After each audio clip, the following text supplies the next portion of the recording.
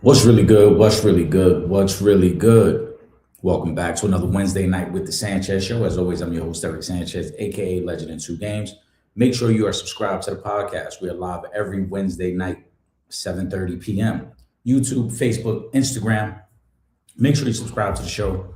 Send us a like, send us a comment. Get in the comment section. Shout out to Squeeze, shout out to Ron. I see the comment section already buzzing. So we're looking forward to get into tonight because we have a lot to discuss. Sweet 16 of the NCAA tournament. The NBA playoffs are about 2.5 weeks away from the start. And as you can tell by the background, it is baseball season. Major League Baseball, first pitch tonight, Yankees and Giants. The rest of the slate goes down tomorrow. So we're getting into all those things, as well as anything that comes up in the comment section. Shout out to Pooh. I just seen the question come through in the comment section. We're going to get to that in a second. Let's start with March Madness, right? Sweet 16. Games tip off again tomorrow. Great matchups across the board. Duke, St. John's, Michigan State, UConn, Iowa, Nebraska, Illinois and Houston, Arizona and Arkansas. That's the one I'm paying attention to the most. Darius Acuff.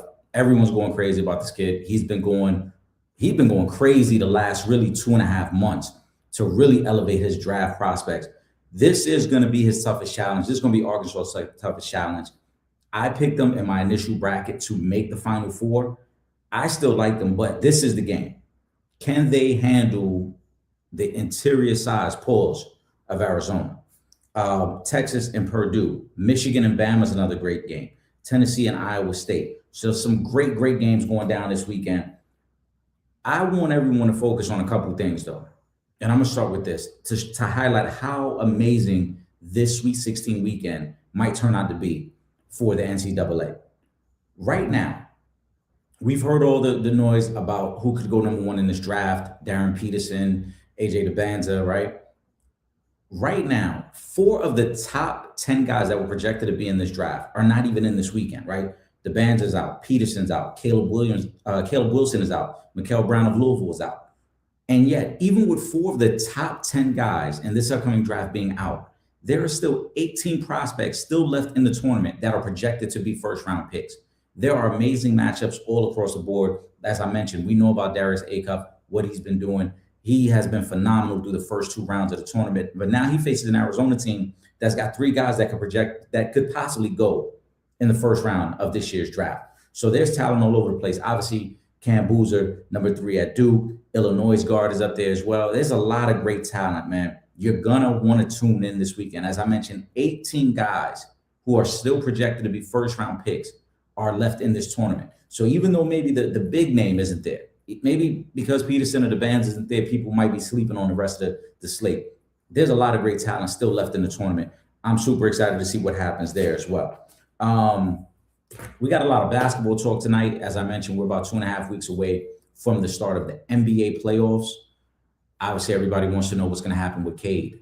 The reports today are stating that he might be back either the last game or the second to last game before the playoffs.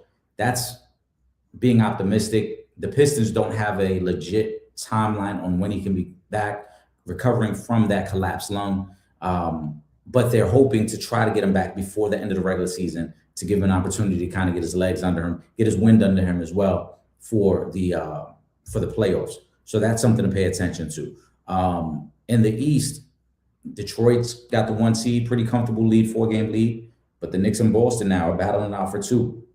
That's going to be a very important slot, right? Getting that number 2 seed, having home court advantage for most of the playoffs could be very important in that aspect. Out West, the Lakers are hot.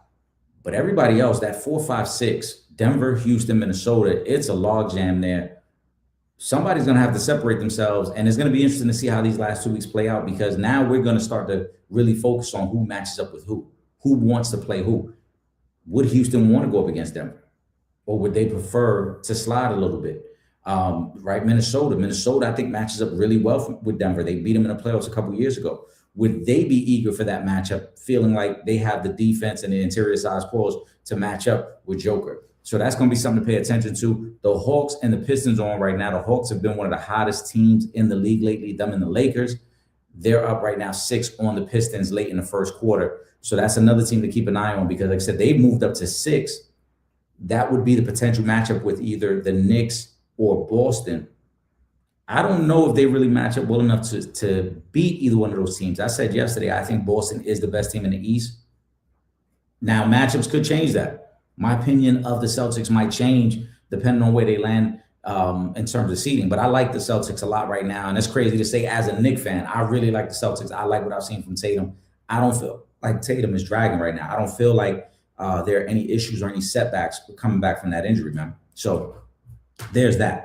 We got to get into some Major League Baseball talk as well. I'll start with that question in regards to Major League Baseball because it does start tonight. So we had it up here. Ron, what's the first quote of the night? Who has the best chance to stop the Dodgers three-peat?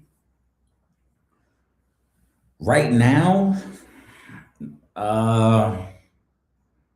really the best shot to beat them might be in the National League, and it might be either the Mets. You see the Mets collection in the background. That's just a part of the collection, but it might either be the Mets or the Phillies. Really, I don't think there's another team in the National League that can beat them. Their biggest threat in their division is probably the Padres if they're completely healthy. But the Dodgers have really owned the Padres the last couple of years. They bumped them from the playoffs recently too, so that hasn't been a major hurdle for them. In American League, I really don't think there's a team. Now, I know Toronto pushed them to the brink last year, and Toronto missed that opportunity. I'm going to get to Toronto in a second because I do have a little gambling tidbit that I like for this upcoming season, just in terms of futures that you could bet. But I don't think Toronto can duplicate that. I don't think a lot of other teams are going to be able to duplicate what Toronto was able to do in the playoffs last year. I think the Dodgers' biggest threat is in the National League. And I've highlighted this for the past week and a half. The WBC has created tremendous momentum for Major League Baseball this year. I'm seeing people talk about baseball that never talk about baseball. I'm seeing people excited for the season, again, because the Dodgers now have become the natural villain of Major League Baseball. And people want to know, can they be dethroned? Will they make history and be a three-peat winner? But even if you look at the Vegas odds, there's a drastic fall off from the Dodgers and everybody else. The Dodgers have the most significant odds over the last 25 years to win a championship. They're at plus 210. The next closest, they have the Yankees listed at plus 1,000. I'm going to be honest. This is no shade to the Yankees. I'm not a Yankee fan. Obviously, it's apparent by the background. But I don't think the Yankees are that good. Now, I expect the Yankees to be a playoff team. Will they get Garrett Cole back and Max Fried able to duplicate what he did last year? Maybe.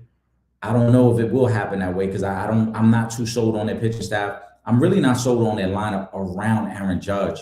And Judge continues to struggle in the playoffs. He showed it in the World Baseball Classic. For whatever reason, he is just not a clutch player. He struggles in those environments. So for me, I'm not sold on the Yankees, but FanDuel knows what they're doing. This is all about the betting public. This is all about where the money is going to come in, and people are going to lay heavy money on the Yankees. I would be very cautious about laying heavy money on the Yankees because, one, I think their division is really, really tough. I think the Red Sox are really good. I think the Orioles are really good this year. Obviously, the Blue Jays were in the World Series last year. I think the Blue Jays are going to take a step back. So as I mentioned, my gambling tidbit for this upcoming Major League Baseball season, 3 teams to miss, 3 teams to make the playoffs. To miss, I've got the Blue Jays, I got the Tampa Bay Rays, and I got the Atlanta Braves. It's crazy, that rhymes. That was unintentional. Those 3 teams to miss the playoffs. To make the playoffs, I got the Kansas City Royals, Pittsburgh Pirates, I think going to shock a lot of people. They got the best pitcher in the National League. They spent money on that offense. And the division isn't that strong, so that's why I think they make the playoffs. And the Boston Red Sox to make the playoffs again. So 3 teams to miss, 3 teams to make. That's a plus 3,900. $25 brings you back $986. So definitely keep an eye on that. My brother, Will Gordon, Mr. Unpopular Opinion, will be joining very, very shortly. Will, give me the thumbs up. Let me know once you're ready, bro, so we can get you started. But I do think, like I said, this is going to be a great Major League Baseball season. Just to give you guys the odds on the top 6 teams, as I mentioned, the Dodgers are a heavy, heavy favorite, only at plus 210. You got the Yankees at plus 1,000. You got the Mariners at plus 1,200. You got the Mets at plus 1,300. You got the Phillies plus 1,500, and then the Red Sox at plus 1,600. Those are the top 6 teams in terms of betting odds. As I mentioned, I think the Dodgers' strongest competition is going to come from the National League. I'm not saying the Mets or the Phillies will be the ones to beat them. I just think that's where their toughest competition is going to come in. Kyrie said, Ohtani continues this claim of GOAT status. Ohtani's been phenomenal. And I don't know any other way to put it. Now, in my opinion, I've watched baseball for a long time. I don't think Ohtani is a better baseball player than Barry Bonds, Ken Griffey Jr. Those to me are the best two baseball players that I've seen in my lifetime. A lot of great players aside from them, but just what they were able to do defensively, offensively, control a game. I don't see him on that level yet. That's not to say he can't get there, but just to give you guys some perspective, Otani's MVP seasons the last couple of years, if you rate them against some of Barry Bonds' best years, those wouldn't even be top three, top four Barry Bonds seasons. Those would have been like Barry Bonds' sixth or seventh best season all time. So it sounds great and it looks great right now for what Ohtani has been doing. And Ohtani is great for the game of basketball. I mean, game of baseball. Obviously, it's international with all the hoopla in Japan with him. Right now, he's the guy. He's the best player in the game right now. If we're talking GOAT status, that's a completely different conversation. I don't think he's in that conversation yet, but I appreciate you, Kyrie, on that. Will, let me know when you're ready, bro. Give me the thumbs up. We're going to get to the questions in the comments section. But first, as always, got to bring my brother in, Mr. Unpopular Opinion, Will Gordon. Will, what's good, bro? What it do, baby? How y'all feeling, man? Happy Wednesday, bro. Oh, yeah. Happy Wednesday. Ain't too much. The comment section is buzzing. Shout out to everybody. Ron, Kyrie. I see Pooh in here. I thought I saw somebody else. Who else is in here? And I'm going to switch over to IG and see what they got over there. Squeeze is in here. What up with everybody? Well, I'm gonna bring this question up for you from Ron, and I'm gonna check what we got on Instagram because I see some alerts coming in over there on that side too. Eric, we heard your NCAA picks and thoughts so far. Will, how is your picks doing? And what players have shown out for you? You like A-Cup Jr. Go ahead, Will. I didn't do a bracket this year, surprisingly. You know, I was looking at this tournament on more of a game by game financial endeavor. You know what I'm saying? Like I was just betting games live or whatever, so I didn't really do a bracket. But my first round, I think I gave it to y'all last week. I told y'all to get on High Point for that first round with homie. I talked about homie that didn't have a 2-point bucket all season, and then he finally gets one, and it's the biggest bucket of the first round, probably, you know, taking them to for that game, for sure, taking them to the second round. But from what I've been seeing is what I'm liking, and I'm usually not that way, but I'm seeing a lot of the blue blood schools are starting to, you know, come through. Like I like when it's Michigan State and North Carolina and Duke and Kansas. Well, Kansas lost, right? Kansas just lost at the end. Mm-hmm. They lost at the end of that game. But I like when the blue bloods, you know, when the big dog schools are in there, because I'm not really. I mean, I'll jump on a Cinderella every now and then, but I'm not really. I don't want to see the tiny school that probably isn't the best school in the country Right. win the championship because they got hot for a few games. You know what I'm saying? So I kind of like the way it's been going. A-Cuff, I'm enjoying seeing the stars, you know, being on display. The Basta, how you say his name? AJ DeBanta. The Basta. Mm-hmm. He showed out. But yeah, your boy A-Cuff, you've been putting me on the A-Cuff. He looking nice. And this weekend's game, that to me is the one game I gotta be locked in to watch. Arkansas versus Arizona, because I think that's going to be A-Cuff's toughest challenge. Arizona has got a lot of interior size pulls. And as I was saying right before you came on live, you talked about the banter, you talked about Peterson, right? Caleb Wilson was hurt, so he missed the tournament. There are 4 of the top 10 guys in this upcoming draft, or projected top 10 guys, who are not even in this round. And yet there are still 18 guys left in the tournament that people expect to be first-round picks. That's how deep of a talent pool is left in March Madness. The taller Boozer brother. Yeah, Cam. He's a monster. It's all kind of talent, and then that's not even counting the underclassmen that aren't doing anything in the tournament that aren't there. That's not counting Cayenne. That's not counting, you know, Elijah. Your man I mean, Elijah, right? it's guys all over the country that I'm expecting big things from. Pause. And I think as long as basketball gets itself together, basketball's in a good spot. You know, when I say that, as long as the game gets itself together, then you got the players. Right. But the game itself has to get itself back together, in my opinion. No, I agree with that. We're going to get into a lot of basketball tonight. We're going to actually bring back a segment that we created, and then We sure did. another platform ran with it. We ain't going to call them out because we fans of the particular individual over there. But it was a segment that we started first called "Fuck with it or fuck out of here," and that did. Remember when I sent you that the first time? Yeah. I said, bro. I was like, yo, what are they doing over here? Sometimes people ride the wave, and that's cool. Like I said, we have been doing that job for 2 years. Right. That particular individual, we both fans of him. So it's like I rock with it, but I know for a fact we were doing it way before they did it. So absolutely. We're gonna do that on a basketball joint tonight. Let's get to some of the questions we got. Shout out to Squeeze. You were talking about the blue blood, so it's only appropriate we bring this question up. UNC fired Hubert Davis as head coach. Is UNC still considered a big job? Pause. Who would be some coaches y'all think is good for that program?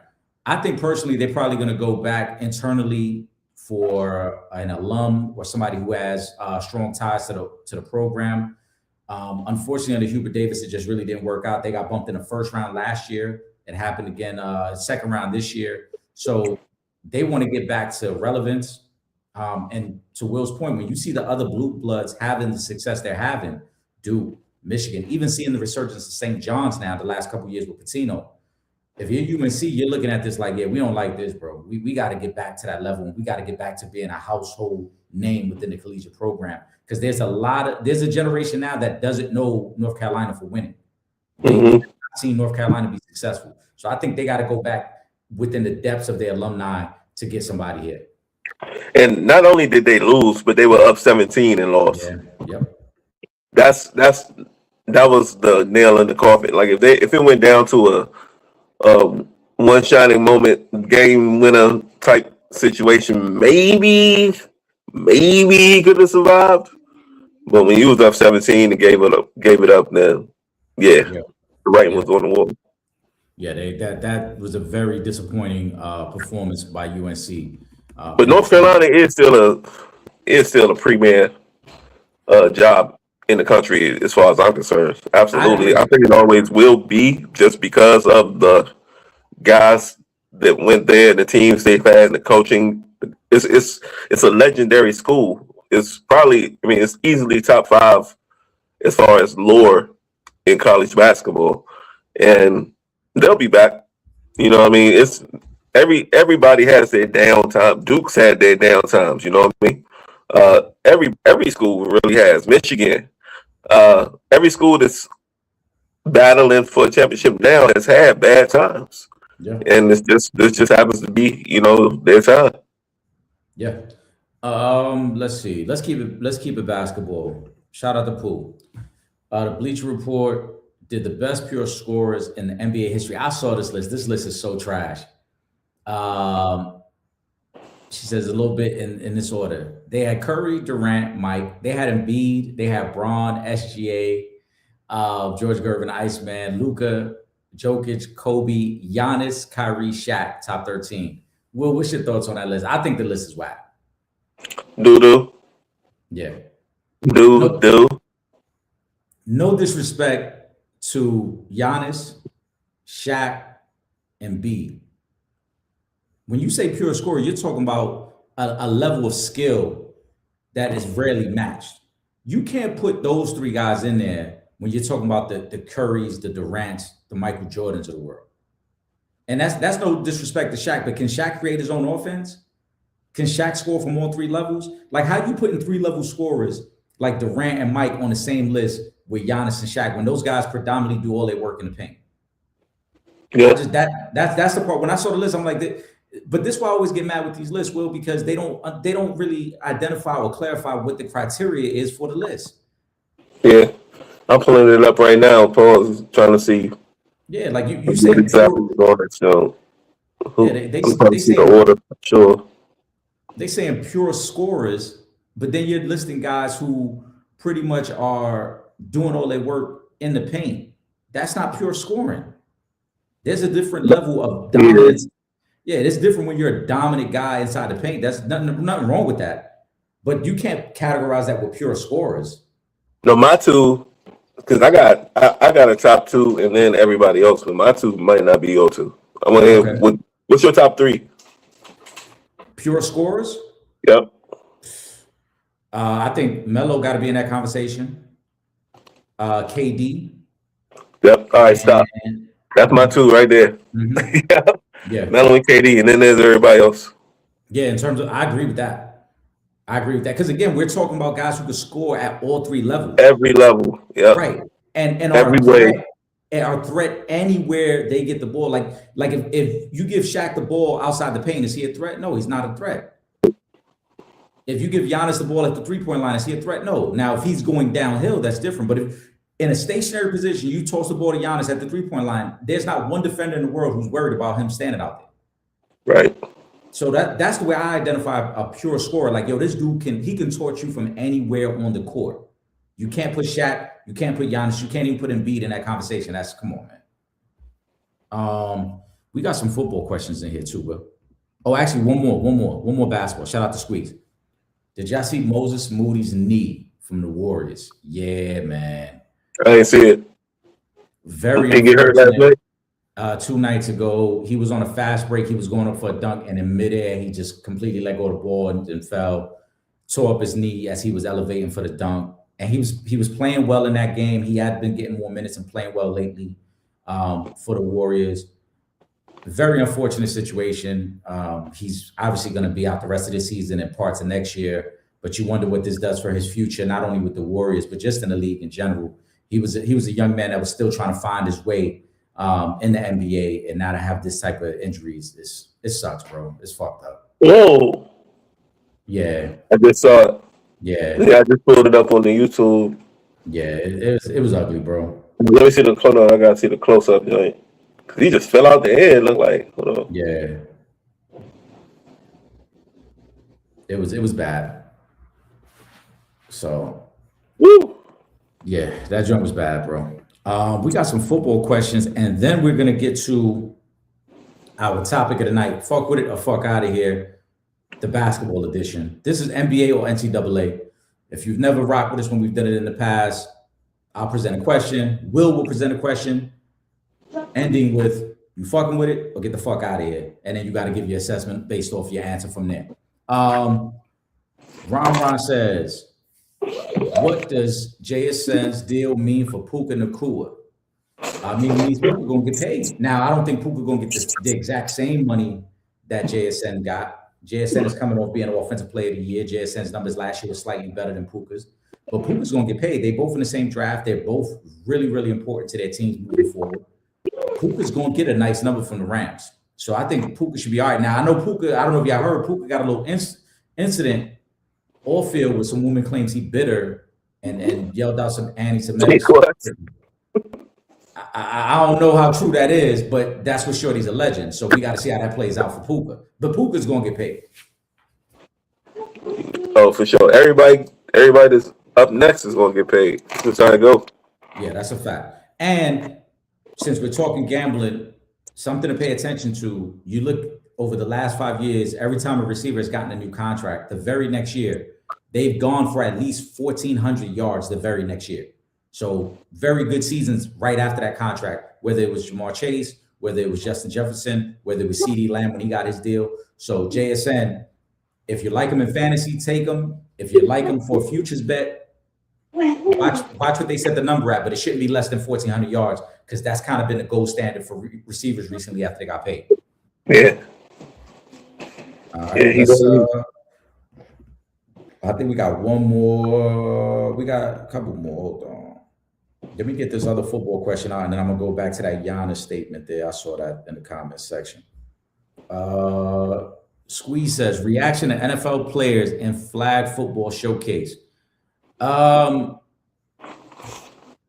I don't think the players took it seriously, but what I do think was proven from that, this has been a conversation for the last couple of years where the NFL flirted with the idea of would they send NFL players to the Olympics to play flag football. The guys who already represent Team USA said the NFL players can't do what we do. They're just not used to the game. That kind of showed. The NFL players looked out of sorts. And I think some of it just had to do with the amount of space that you have to play in flag football. You know, they're on the field playing pretty much 5-on-5.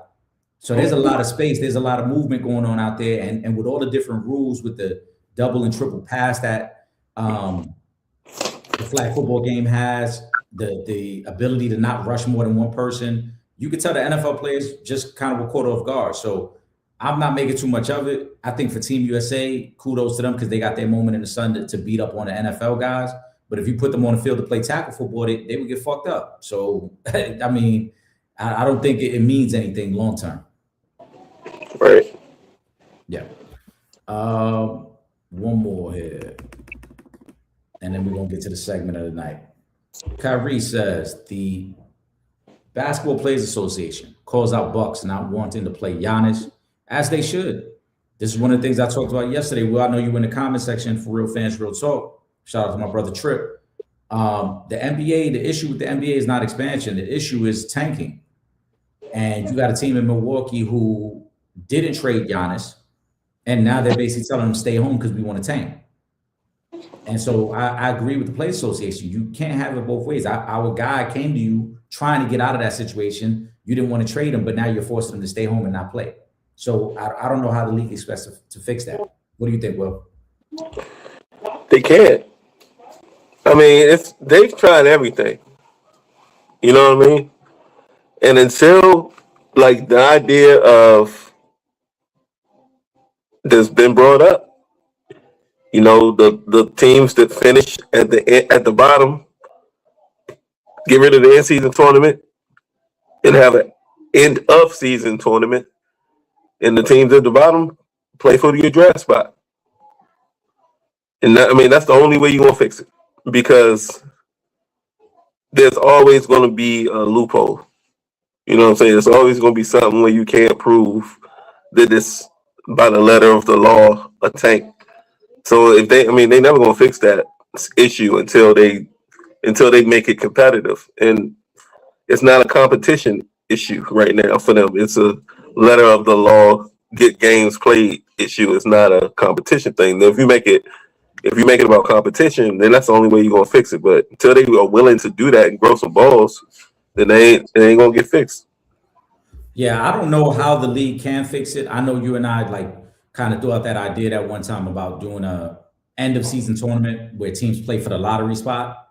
And then Shaq told that 2 weeks later. I mean, you know how it goes, bro. They be watching us, man. I'm telling you. On Shaq's podcast, he said the same exact thing 2 weeks later. Shout out to the supporters. Will and I have brought up so many different ideas throughout the years on the podcast that we've heard other people run with ideas, topics. So I'm not surprised. I'm not even surprised, man. But this is one of the things I was talking about yesterday too, where it was like, I don't know how expansion is going to fix that, because now you just added 2 more teams into the mix that are going to try to strategically tank as well. And so the league is going to find itself in an uncomfortable situation where you got 16 teams that are battling for a playoff spot, and then you got the other 16 teams that have no interest in making the playoffs. Like I said yesterday, the Brooklyn Nets made no attempt this year to even be competitive. The Brooklyn Nets had 5 first-round picks last year, and yet somehow they're going to be probably a top 4 team again this year in terms of lottery. And so that's blatant tanking at that point. And that's in a major market. We're not talking about Utah, who's like, all right, we get it. Y'all not going to get free agents, so y'all just going to play a bunch of young guys and tank it out. You're in the media capital of the world and you're intentionally tanking. You can't give away tickets to Nets games at this point. So the league is gonna have to figure out a way. And like you said, I don't think few teams, man. Wizards games. But I say this though about the Wizards. When we talk about it when they made the trade, at least I respect the way the Wizards did it, because yes, are they trying to be competitive this year? No, but they made moves to show that next year we plan on being competitive. Teams like the Nets made no moves. Teams like Sacramento made no moves. These were teams that made no effort, not only to True. not even be competitive this year. They're not even looking to be competitive next year. And when we talk about can't sell tickets to games, I can't wait to see the stands tonight when the Washington Wizards visit the Utah Jazz. Woo! Yeah. That's the tank-orama. And I think, because I was trying to, throw a little coin. And I seen, like, when on the player props for that game, I didn't see, like, I saw maybe one was a starter, even bettable. So they might be just sitting a bunch of guys tonight. So take the under in that if y'all out there. Yeah. Bang that. It's bad, bro. And the league's gonna have to figure that out. But that's a conversation for another day. Let's get to the segment of the night. But before we do, I want to remind everybody, make sure you are subscribed to the podcast. We are live every Wednesday night, 7:30 p.m. Tomorrow, we got a special guest because we're coming back live again. Shout out to my man, Terry Spain, Sports First Media. For those of you that follow on social media, you've seen me and Terry work together. We covered the Senior Bowl a couple months back. I was down covering Orlando Magic with him. Covers a lot of sports down there in Florida. Florida State football, the Orlando Magic, obviously, college football throughout the state and high school football. So we're going to get into a lot of things. He also covers the Orlando Storm of the UFL, the Spring Football League, which is kicking off this weekend. So we're going to get into some of that. The DC Defenders are the defending champs in the Spring Football League. So we're going to get into the Spring Football League. We're going to get into some of the rule changes they have because now they've implemented that 4-point kick, which other people are saying the NFL should pick up that idea as well. Anything I believe over 60 yards is a 4-point play now, which could change the dynamics of football and the way you strategize for it. So we're going to get into that tomorrow. All right. Make sure you guys are subscribed. And then as always, Monday night, 7 p.m. Tomorrow night, 7:30 p.m. with Terry Spain. I'm going to put up the teaser for that as well. Because me and Terry got a lot of footage from when we was at the Senior Bowl. So I'll put something up just to remind everybody that we coming live tomorrow night. But tonight, Will, and you already know, Will, you got the open invite. If you're free, join it live, bro. You know that. All right, bet. Fuck with it or fuck out of here. Do you want to start or should I start? Kick it off, man. All right. I got a good one for you. All right. Fuck with it or fuck out of here. Kevin Durant will end his career in Seattle. I can't believe you said that. That's what we going. Fucking with it. Man, I was talking about that this morning. That's crazy. Because I was watching I forget who it was talking about it's not enough. Acho and them. Mm-hmm. And they was talking about expansion and whatnot and how you gonna get enough stars on these teams. And I was like, well, every team's gonna have to, as we all know, every team's gonna have to make a certain amount of players available. Mm-hmm. And KD's pretty much on a year-to-year for the rest of his career. Why wouldn't he go back to Seattle? And they would love it because it's not like he left there. Yep. That's a city that he can say, I didn't leave, they took me away. Yep. You know what I'm saying? They took me away. So yeah, I'm with that 1,000%. It'd be a great start for the new Seattle. The story, you can't make that story up, you know what I mean? With him being drafted by the team. Hopefully they bring back those uniforms, those old school with the silence across the chest uniforms. And to be able to, I'm already tired of the split screens of young KD rookie KD and KD in 2026 in the Sonics uniform. It's the perfect situation. Wait, is it next season that it's starting or 20? It's 27, 28. 27, 28. And this is why I think it lines up perfectly for KD. Because like you said, one, there is the nostalgia of it that he gets to go back to the team that originally drafted him, right? And he never left Seattle, right? It wasn't his choice. The team got bought. They get moved to Oklahoma City. Kevin Durant's 37 years old right now. He's under contract through next year, and then he has the player option. So I think it lines up perfectly because with the expansion, that's what made me think about it as well. The expansion made me think about it and said, this kind of lines up perfectly. There won't be a Seattle team for 26-27 season, but there should be a Seattle team by 27-28, which means that it gives them the perfect opportunity to say, listen, I'm trying to compete in Houston. I'm trying to win in Houston. But if I don't win here and I opt out after 2 years and I'm 39 years old, why not go back and end it off in Seattle for my last year or two?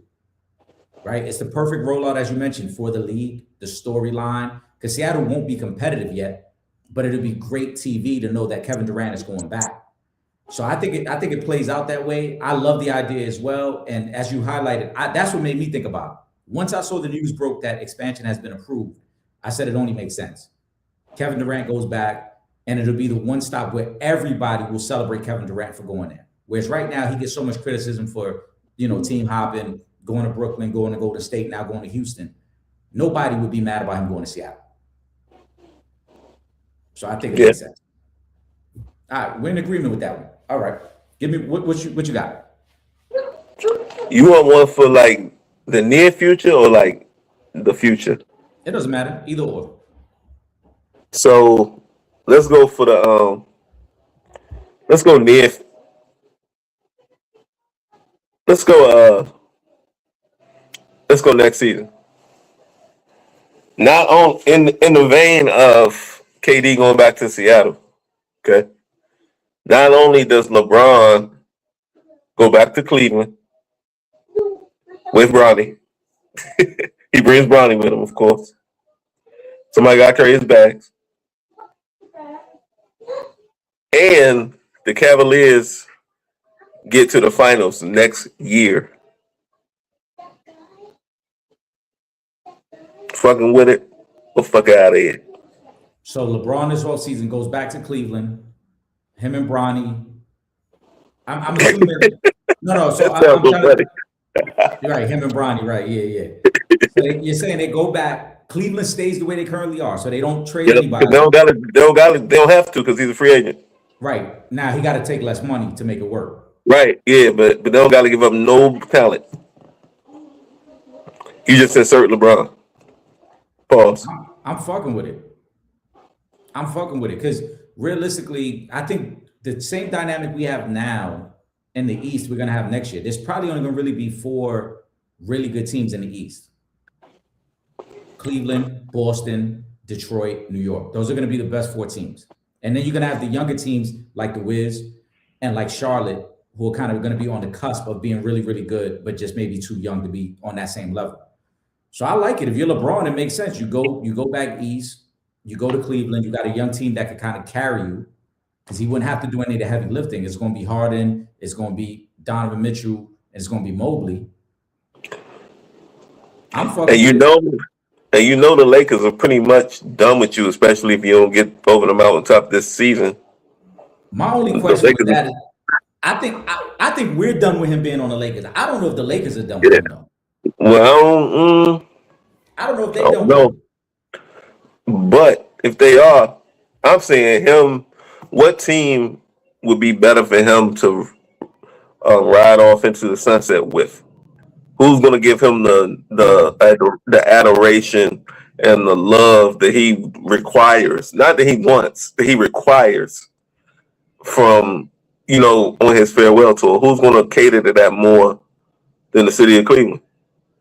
Nobody. So if you him and they got a team that can win, and your houses, you got houses everywhere, but that's your home. And you can do the whole story. I'm home again. You know what I'm saying? Still, I think the NBA needs it too. So I think the NBA needs that story. This is where it would be real funny for me, right? One, what if Cleveland says, "Hey, we'd love to bring you back, but we don't have space for Bronny." Ooh, then then Bronny would end up getting a seat. He would end up getting a job upstairs somewhere. All right, that's one, right? Two, or you could just start trade. Remember how they used to try out that kid, the owner's kid, may he rest in peace. How they used to try him on every draft lottery for the draft. Yeah, lottery. He could be the designated draft lottery dude. Here representing the Cavs, Bronny James. And look, he's got his good luck pin on his suit. Shit like that. Shit like that.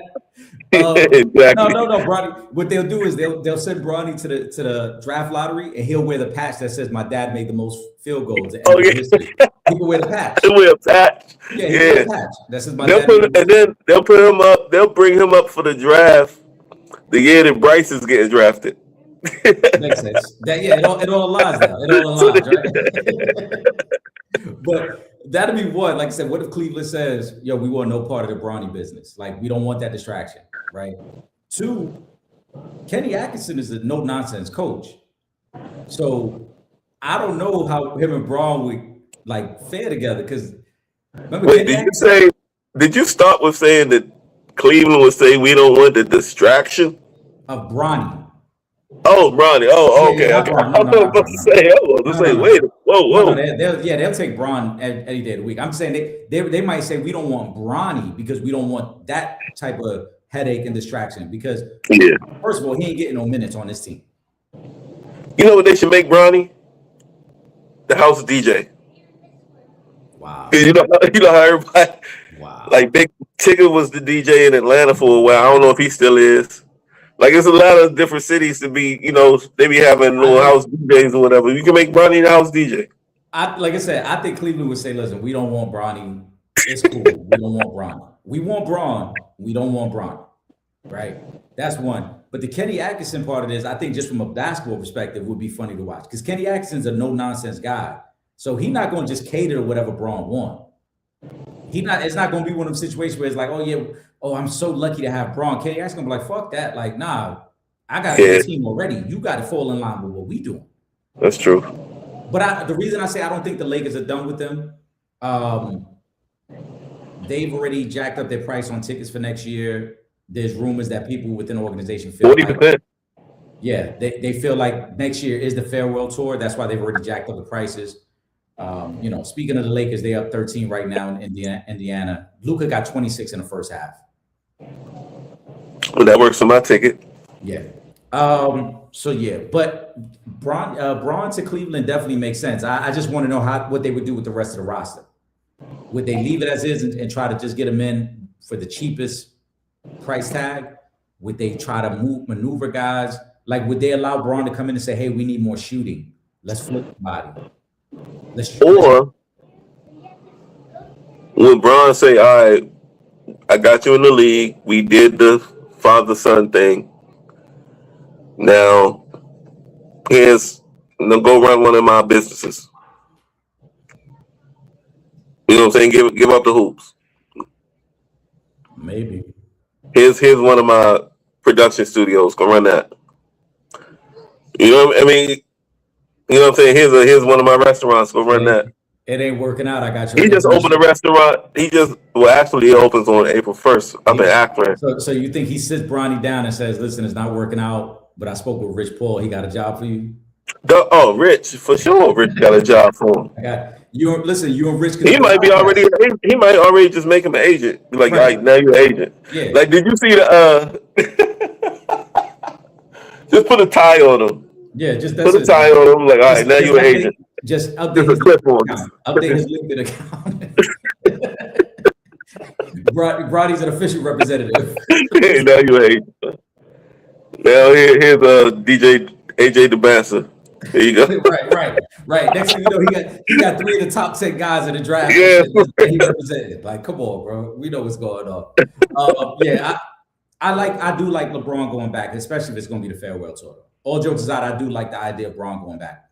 It does seem like the Lakers have positioned themselves like they know he's going to come back, though. So we'll see what happens there. I got one for you. It's March Madness related. Fuck with it or fuck out of here. All right. One more Final Four appearance by Rick Pitino makes him or puts him on the Mount Rushmore of coaches all time. Ooh, all time? All time. You gotta win it. Okay. Fair. Now, I can't just reach in the final because all time we talking Dean Smith. These are hold Coach on. K. Hold on. These are the top 5 head coaches in the men's game that have the most NCAA championships. You got John Wooden with 10. Mm-hmm. You got Coach K with 5. Mm-hmm. You got Adolph Rupp with 4. Fuck him. You got Roy Williams with 3. Mm-hmm. You got Bobby Knight with 3. That's your top 5 NCAA championships, right? This is why I think Rick Pitino could crack that list.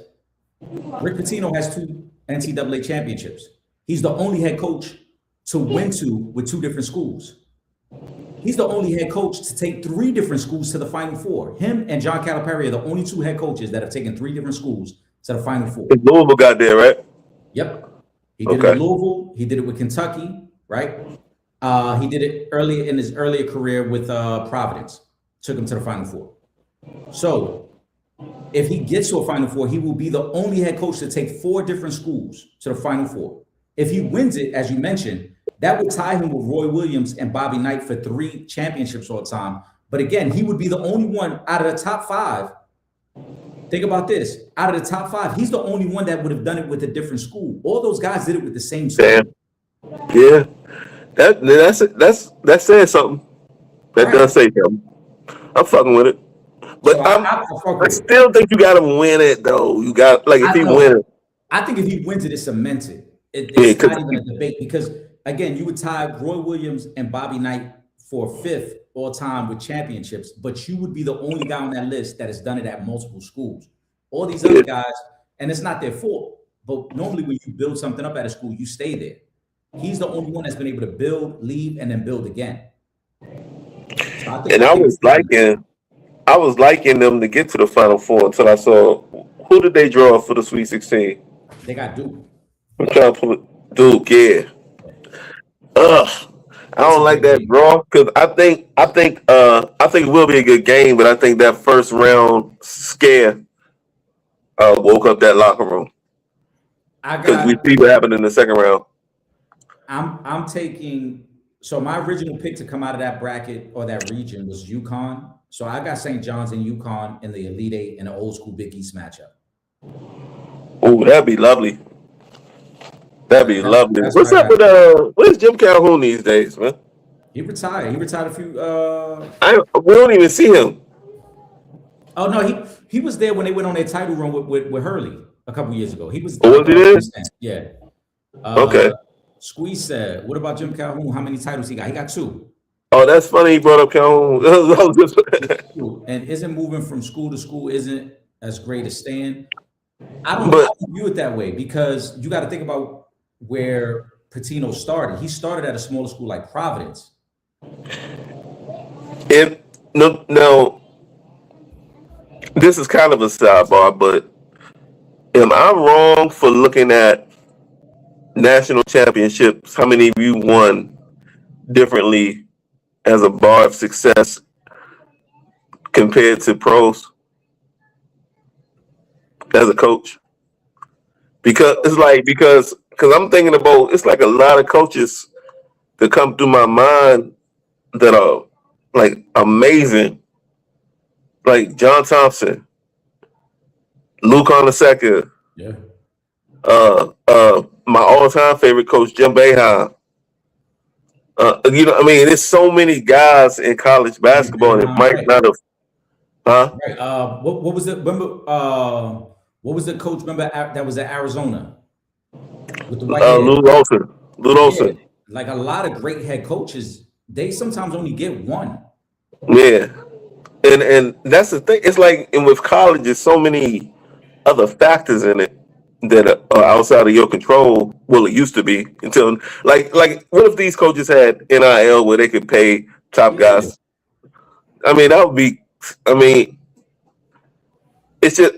Am I wrong for thinking that it kind of? I look at it differently, like college coaches and their success related to championships, to especially with the format too, with what they've done compared to NBA success, because a lot like if NBA playoffs, I mean, we know it's 2 different sports, but NBA playoffs is one and done.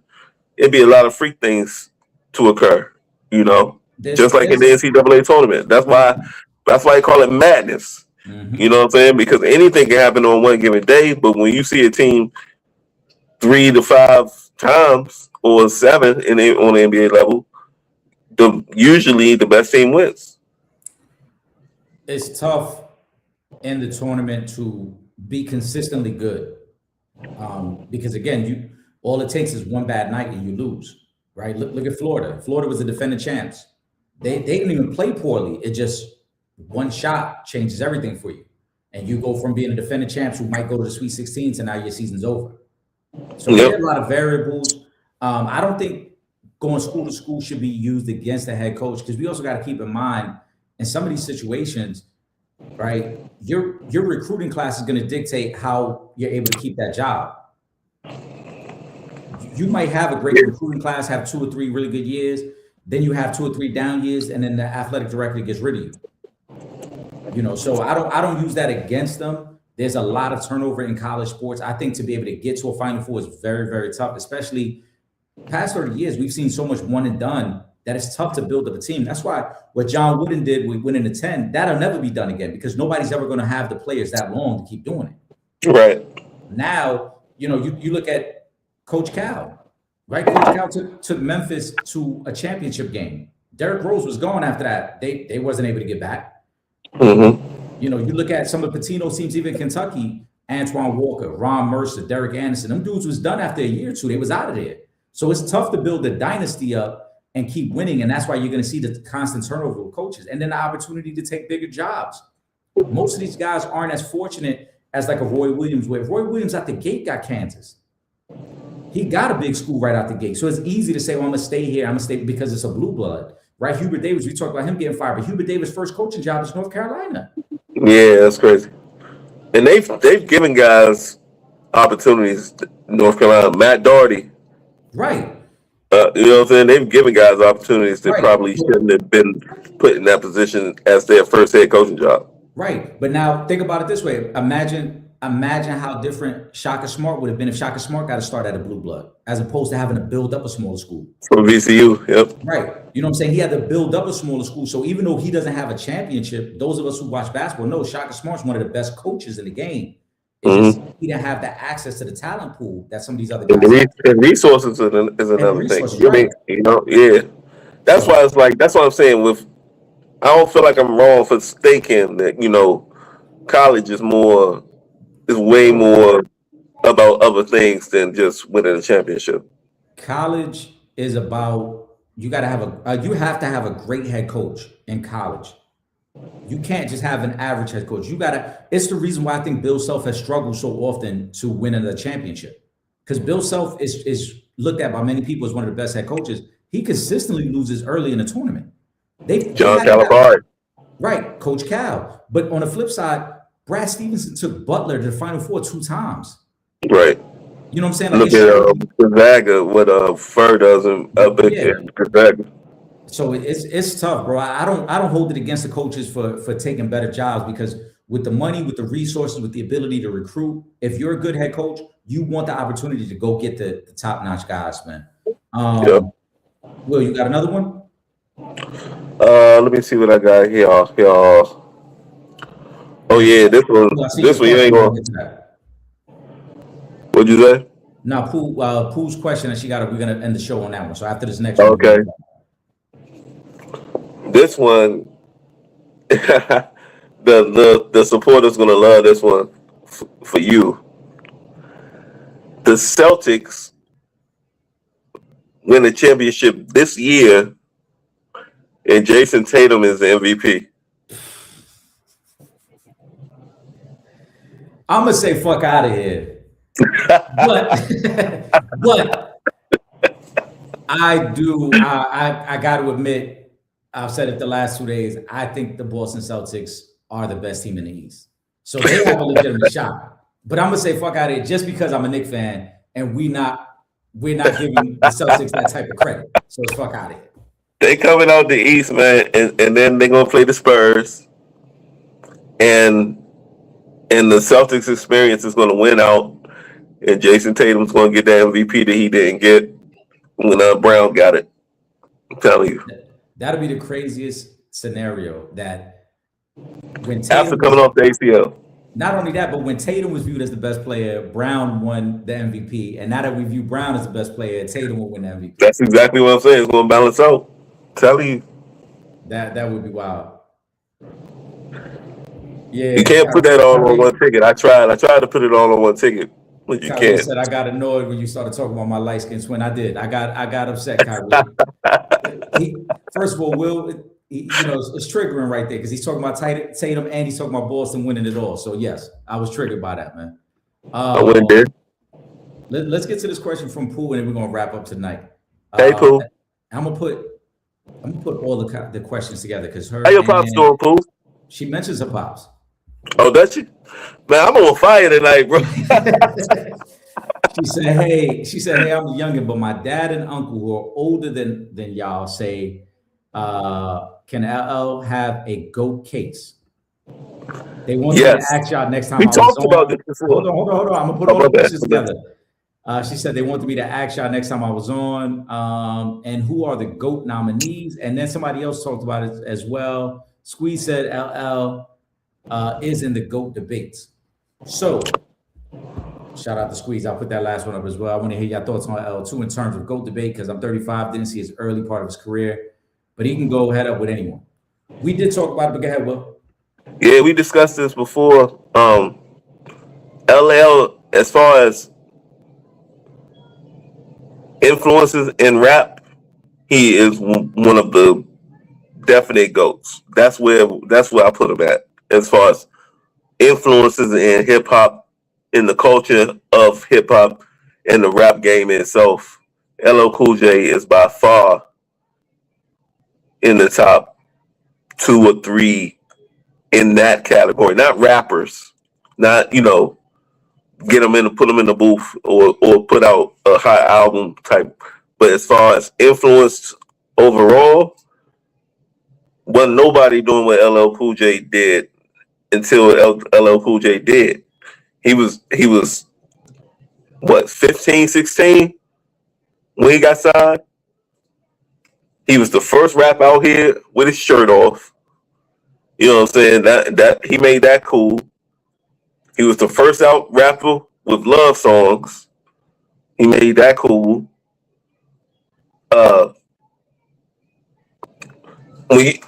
This is for the younger viewers like Squeeze. I mean, this is like early. You know what I'm saying? This is early stuff. You got to go back to Crush Groove, like what, and you can see it then. It was just a small cameo. He's in Crush Groove.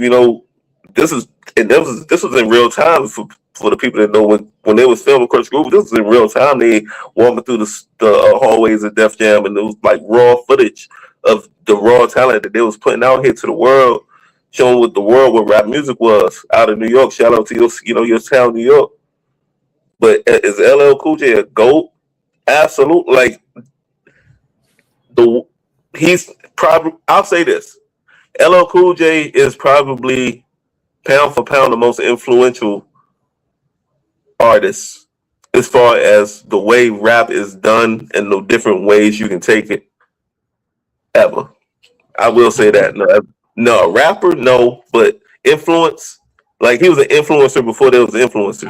I was about to say, in terms of the marketing of an artist, LL was way ahead of his time. Way ahead of his time. Look at the videos. Look at the videos that he put out. Look at the way he was able to brand himself as a sex symbol, and then the cross promotion. Right? He was doing commercials. He was doing movies. He was doing TV. When a lot of rappers, not even rappers, but a lot of artists didn't even understand how to do that. Yeah, they didn't even get the crossover. Yeah, he understood the crossover appeal way before anybody else. So LL was definitely in the conversation. And as we talked about when we did the list, I think it was either Double XL or somebody put out like that top 50, and we talked about where he should land on the list, and we had him top 10. And like you said, influence, branding, appeal, and then kind of really setting the trend for other artists, because there is no Ja Rule if there's no LL Cool J. You know what I'm saying? Yeah. There is no Fab, there is no Drake. Like these rappers who have made songs that have catered towards women and have really played into that lane, Yeah. That never happens without LL Cool J. Yeah, He he's was the doing it. architect. Yeah, he's the I need architect. love. Right. That we talking 80s, he said that. You know what I'm saying? Yeah. So he was the early prototype for if you want to be successful as an artist and you want to be able to cross over, you got to do it the way L did it. So you can never diminish what L contributed to the game. He is one of the GOATs. Do I have And him in the top? he also reinvented himself many times. Yeah, he reinvented himself a couple times. And like I mean, it would be, big periods when you ain't see L. But then when he came back with a vengeance every time. You know what I'm saying? He came back and dropped heat. Like he came back with the one joint. Like remember, he kept it the LL Cool J brand and dropped Hey Level with Boys to Men. Right. You know what I'm saying? Like that was he was just reminding everybody like I do this. You know what I'm saying? Shout out to Kyrie. He said I got hooked on LL when he did that song with Total called "Who Do You Love," a classic joint. And he went toe to toe with Cannabis.